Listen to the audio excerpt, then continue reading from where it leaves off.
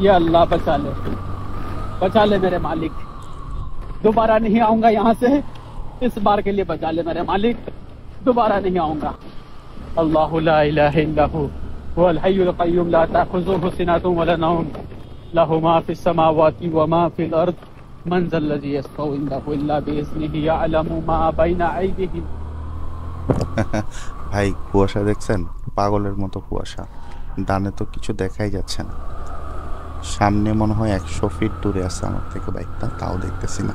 তো আমরা মোটামুটি 10টা বাইক একসাথে আছি, কিন্তু আমি তো আমার লুকিং গ্লাসের পিছনের কাউকে দেখতেছি না, তাও সামনের জনকে 100 মিটার দূরে কেউ দেখা যাচ্ছে না।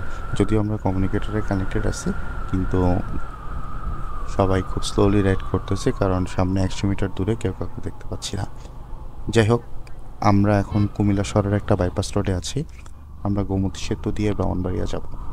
মেইন রোড দিয়ে যাওয়া যেত, কিন্তু মেইন রোডে এত সকালবেলা আপনারা তো জানেন যে কুমিল্লা শহরের এই বাম সাইড দিয়ে খুবই উল্টা গাড়িগুলো আসে, আর কুয়াশার ভিতরে এই উল্টা সাইড থেকে আসা সিএনজিগুলো খুবই ডিস্টার্ব হবে, এগুলি অ্যাক্সিডেন্ট হওয়ার প্রবণতা অনেক বেশি।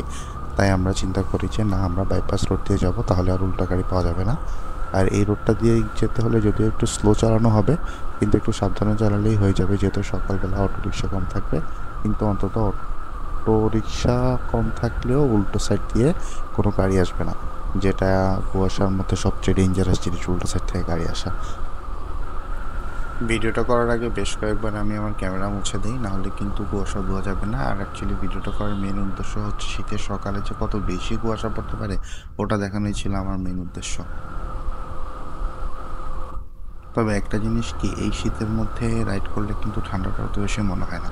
কেন জানি মনে হয় না আমি জানি না, যদিও আমি একটা জিরো গ্র্যাভিটির একটা জ্যাকেট পরা আর হচ্ছে উইন্ড ব্রেকার পরছি, আর ভিতরে নর্মাল একটা গেঞ্জি আছে, আর রাইডিং প্যান্ট এবং বুট পরা।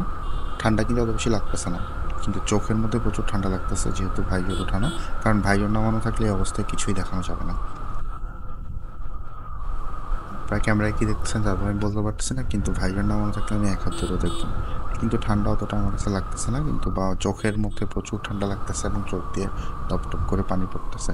এত বেশি ঠান্ডা লাগতেছে চোখের মধ্যে, যেটা বলার মতো না। আমার এখন ইচ্ছা করতেছে চোখের মধ্যে যে একটি গ্লাস দেওয়া যেত, সানগ্লাস বা নর্মাল গ্লাস পরা যেত, তাহলে এতটা ঠান্ডা লাগতো না। কিন্তু এই অবস্থায় চোখে আসলে কোনো গ্লাসও পাওয়া যাবে না এবং ভাইজরও লাগানো যাবে না, কারণ ভাইজর লাগাতে গেলেই ভাইজর খোলা হয়ে যাবে, আর অ্যান্টিফগ ভাইজারগুলো অত বেশি কাজ করে না।